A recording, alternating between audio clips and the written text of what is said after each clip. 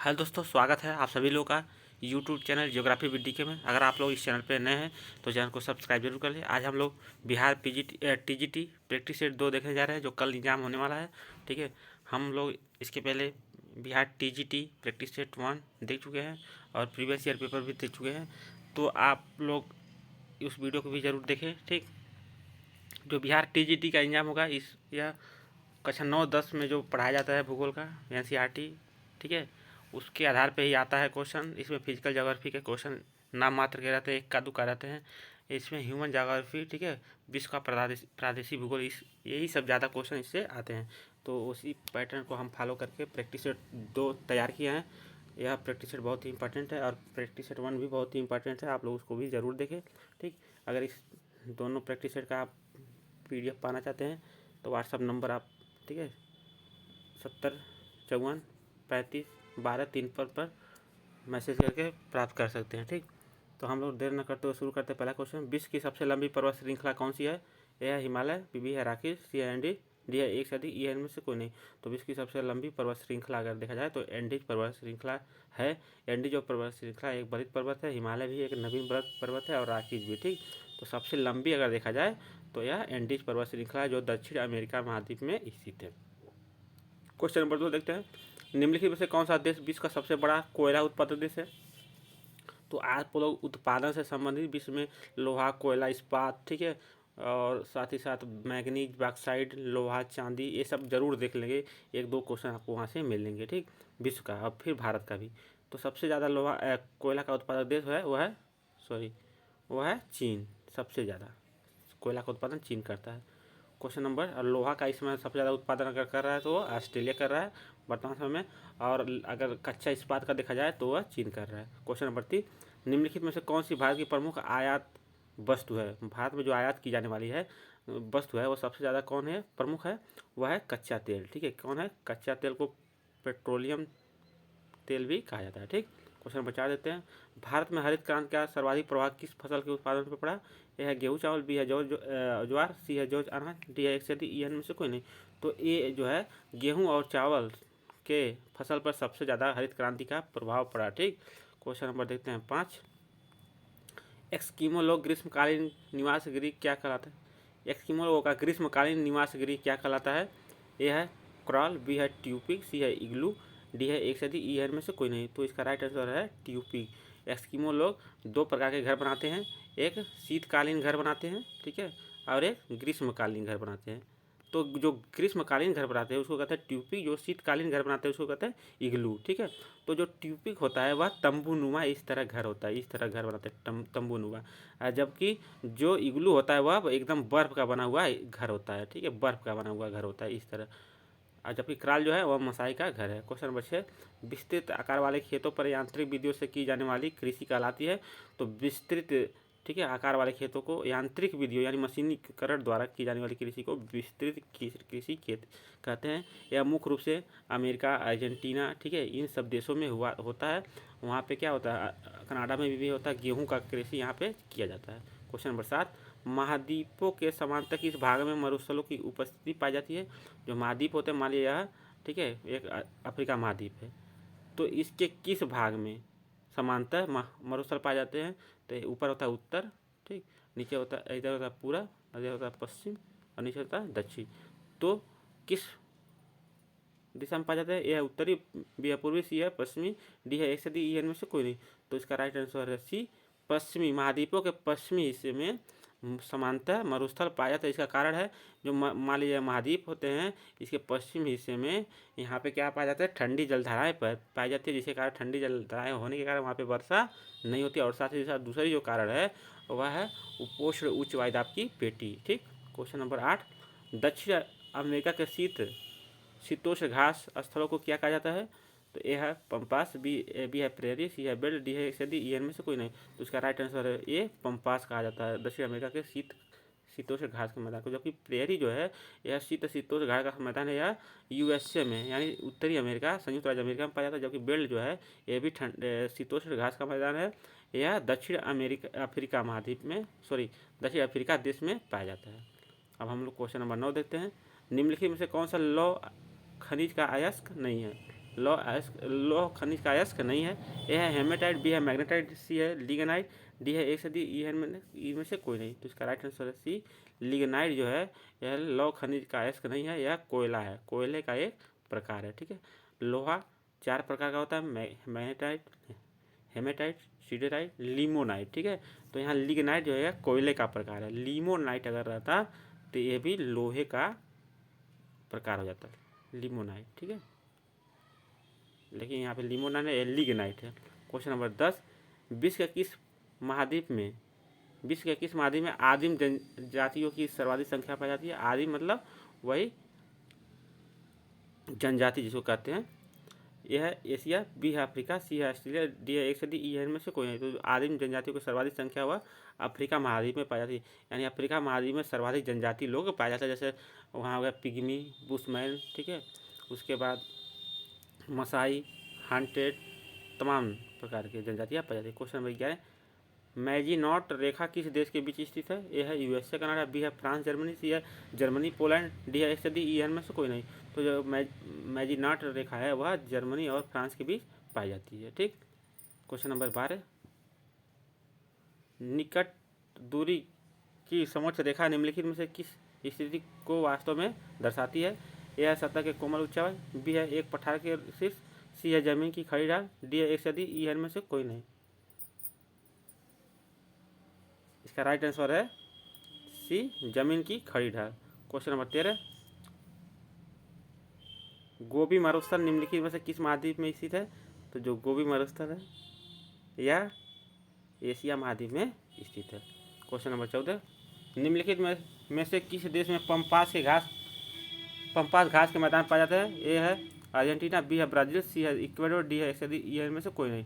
तो जो पंपास घास के मैदान होते हैं यह शीतोष्ण घास के मैदान होते हैं, यह अर्जेंटीना में पाए जाते हैं।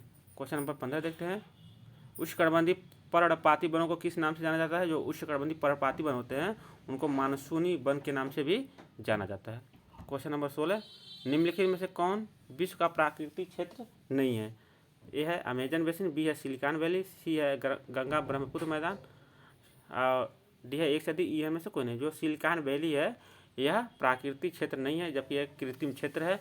सिलिकॉन वैली यह कैलिफोर्निया में यूएसए में पाई जाती है, जहाँ पे जो सिलिकॉन चिप बनते हैं उसी के नाम से फेमस है। क्वेश्चन नंबर 17, 180 देशांतर रेखा को क्या कहा जाता है?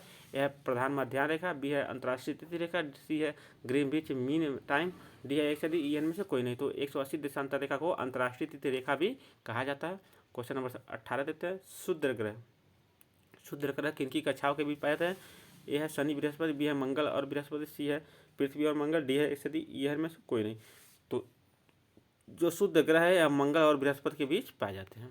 क्वेश्चन नंबर 19, सेंट पीटर्सबर्ग को व्लादिवोस्टोक से जोड़ने वाली रेलवे प्रणाली है? ए है अमूर रेलवे, बी है ट्रांस बाइकोल रेलवे, सी है ट्रांस साइबेरियन रेलवे, डी है एक से अधिक, ई में से कोई नहीं। तो इसको कहते हैं trans Siberian railway. Question number 20, कोयला किसका उदाहरण है? ए है आग्नेय, बी है रूपांतरित, सी है तलछटी, डी है एक से अधिक, ई में से कोई नहीं। इसका राइट आंसर है सी तलछटी चट्टान का उदाहरण है कोयला। ठीक, क्वेश्चन नंबर 21, स्थलाकृतिक मानचित्र में रेलवे लाइनों और टेलीफोन लाइनों को किस रंग से दिखाया जाता है? तो जो स्थलाकृतिक मानचित्र होते हैं उसमें रेलवे और टेलीफोन लाइनों को काला रंग से दिखाया जाता है। क्वेश्चन नंबर 22, दूध उद्योग प्राथमिक गतिविधि है, लेकिन दूध उत्पाद बेचना एक गतिविधि है। यह है द्वितीयक, बी है तृतीयक, सी है प्राथमिक, डी है ऐसे दी, ई में से कोई नहीं।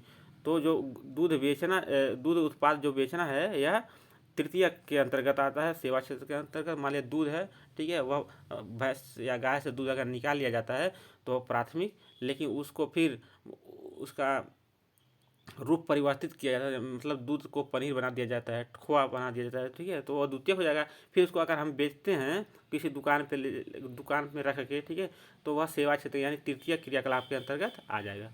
क्वेश्चन नंबर 23, मानव निर्मित संसाधनों में से किसका अत्यधिक आर्थिक महत्व है? ए है शैक्षिक गुणवत्ता, बी है प्रौद्योगिकी, सी है कौशल, डी है एक से अधिक, ई में से कोई नहीं। तो किसका अत्यधिक आर्थिक महत्व है? तो यह है प्रौद्योगिकी का। ठीक है, प्रौद्योगिकी का महत्व सबसे ज़्यादा है। क्वेश्चन नंबर 24 भारत की जलोढ़ मिट्टी आमतौर पर किस से समृद्ध है?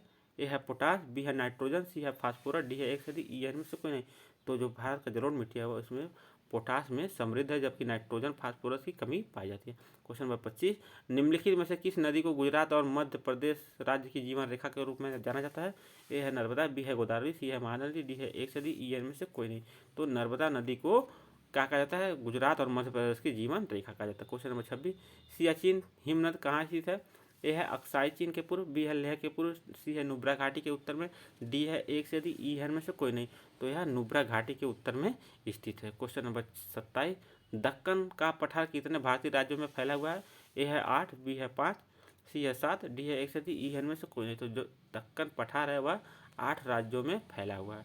क्वेश्चन नंबर 28 निम्नलिखित में से किस भौगोलिक विभाजन का सामरिक महत्व है और यह भारत और अन्य पड़ोसी देशों के बीच एक प्राकृतिक सीमा का कार्य करता है? ए है प्रायद्वीपीय पठार, बी है रेगिस्तानी क्षेत्र, सी है उत्तरी हिमालय, डी है एक से अधिक, ई है में से कोई नहीं। तो इसका राइट आंसर है सी उत्तरी हिमालय। ठीक है, यह एक प्राकृतिक सीमा का कार्य करता है। क्वेश्चन नंबर 29 प्रयागराज हल्दिया जलमार्ग को जाना जाता है? यह राष्ट्रीय मार्ग जलमार्ग 2, राष्ट्रीय जलमार्ग 3, राष्ट्रीय जलमार्ग 1, डी है एक से अधिक, ई है में से कोई नहीं। तो जो प्रयागराज हल्दिया राजमार्ग है जलमार्ग है यह राष्ट्रीय जलमार्ग 1 के नाम से जाना जाता है। ठीक है, गंगा नदी यह इसका मुख्य नदी है। ठीक है, क्वेश्चन नंबर 30 निम्नलिखित भारत में निम्नलिखित में से कौन सा राज्य केसर उत्पादन के लिए प्रसिद्ध है? ए है असम, बी है जम्मू कश्मीर, सी है केरल, डी है एक से अधिक, ई है में से कोई नहीं। तो भारत में सबसे ज़्यादा केसर का उत्पादन जम्मू कश्मीर राज्य में किया जाता है, जबकि अगर मसाला का पूछा जाए तो सबसे ज़्यादा मसाला केरल राज्य में, अगर कॉफ़ी देखा जाए तो सबसे ज़्यादा कॉफ़ी का उत्पादन कर्नाटक राज्य में, अगर चाय देखा जाए तो सबसे ज़्यादा चाय का उत्पादन असम राज्य में होता है। क्वेश्चन नंबर 31 भारत का सबसे बड़ा बंदरगाह कौन है? ए है कांडला, बी है मुंबई, सी है कोलकाता, डी है एक से अधिक, ई है में से कोई नहीं। तो भारत का सबसे बड़ा बंदरगाह जो है वह है मुंबई। ठीक है, सबसे बड़ा बंदरगाह। क्वेश्चन नंबर 32 निम्नलिखित में से राज्यों का कौन सा युग जिसमें अधिकांश पेट्रोलियम भंडार है? ए है राजस्थान कर्नाटक, बी है असम गुजरात, सी है गुजरात महाराष्ट्र, डी है एक से अधिक, ई है में से कोई नहीं। तो सबसे ज़्यादा पेट्रोलियम का भंडार है वह असम और गुजरात में है। राइट आंसर बी हो जाएगा। क्वेश्चन नंबर 33 एक पारिस्थितिकी तंत्र के संबंध में निम्नलिखित कथनों में से कौन सा सही नहीं है? यह एक सुसंरचित कार्यात्मक इकाई है, बी है संपूर्ण जैवमंडल ही एक पारिस्थितिकी तंत्र है, सी है उसका एक स्थानिक संगठन है, डी है एक से अधिक यह एक समृद्ध तंत्र है। इसका राइट आंसर हो जाएगा डी, यह एक समृद्ध तंत्र है। ठीक है, यानी यह एक समृद्ध तंत्र का मतलब बंद तंत्र है, तो बंद तंत्र नहीं है। ठीक है, खुला तंत्र है, तो यही सही नहीं है। क्वेश्चन नंबर देखते हैं 34 यदि एक नदी झील या झरने जैसे जलापूर्ति वाले स्रोत के निकट स्थित एक स्थान कहलाता है? एक नदी झील या झरने जैसी जल आपूर्ति वाले स्रोत के निकट स्थित एक स्थान कहलाया जाता है तो उसको कहते हैं नम बिंदु बस्ती कहा जाता है। ठीक है, क्वेश्चन नंबर 35 एक पारिस्थितिकी तंत्र में सकल प्राथमिक उत्पादन से हानियाँ घटाकर इंगित की जाती है? एक पारिस्थितिकी तंत्र में सकल प्राथमिक उत्पादन से हानियाँ घटाकर इंगित की जाती है तो उसको कहते हैं निवल प्राथमिक उत्पादन। निवल प्राथमिक उत्पादन। क्वेश्चन नंबर 36 निम्नलिखित परिस्थितियों में से गेहूं की अच्छी खेती के लिए कौन सा युग आवश्यक है? ए है मध्यम तापमान और मध्यम वर्षा, बी है मध्य उच्च तापमान और भारी वर्षा, सी है उच्च तापमान और मध्यम वर्षा, डी है एक से अधिक, ई है में से कोई नहीं। तो इसका राइट आंसर है ए मध्यम तापमान और मध्यम वर्षा। क्वेश्चन नंबर 37 निम्नलिखित में से कौन सा उष्णकटिबंधीय घास का मैदान है? ए है लानोज, बी है प्रेरी, सी है स्टेपी, डी है एक से अधिक, ई है में से कोई नहीं। तो लानोज जो है यह उष्णकटिबंधीय घास का मैदान है, जबकि प्रेरी और स्टेपी यह शीतोष्णकटिबंधीय घास के मैदान है। क्वेश्चन नंबर 38 विश्व को प्राकृतिक प्रदेशों में विभक्त करने का प्रथम प्रयास किसने किया? तो वो किया थे ए ओ हर्बर्टसन। क्वेश्चन नंबर 39 निम्नलिखित यानी निम्नांकित में से किसने अवस्थापना त्रिकोण प्रतिमान को विकसित किया? ए है मैक्स वेबर, बी है अगस्टला, सी है अल्फ्रेड वेबर, डी है एक से ईयर में से कोई नहीं। तो इसका राइट आंसर है C Alfred Weber. Question number last देखते हैं 40 किसी पारिस्थितिकी तंत्र का आधारभूत तत्व है? ए है जैव एकरूपता, बी है जैव विविधता, सी है ऊर्जा प्रवाह, डी है एक से अधिक, ई है में से कोई नहीं। यह था बिहार टीजीटी। ठीक है, प्रैक्टिस सेट 2 भूगोल विषय का। क्योंकि देखिए जो टीजीटी का एग्जाम पैटर्न है पहला इतिहास और भूगोल। ठीक है, इसमें से आप पहले खंड से इतिहास या भूगोल में से कोई एक चुन सकते हैं।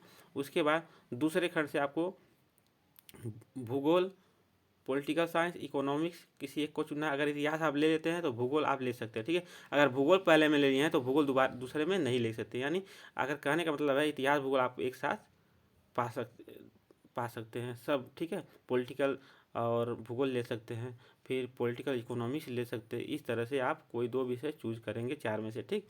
तो ये था बिहार पीजीटी का प्रैक्टिस सेट 2। अगर आप लोग को वीडियो पसंद आया हो तो आप लोग वीडियो को लाइक ज़रूर करें, चैनल को सब्सक्राइब करें। मिलते हैं अगली वीडियो में, तब तक के लिए जय हिंद।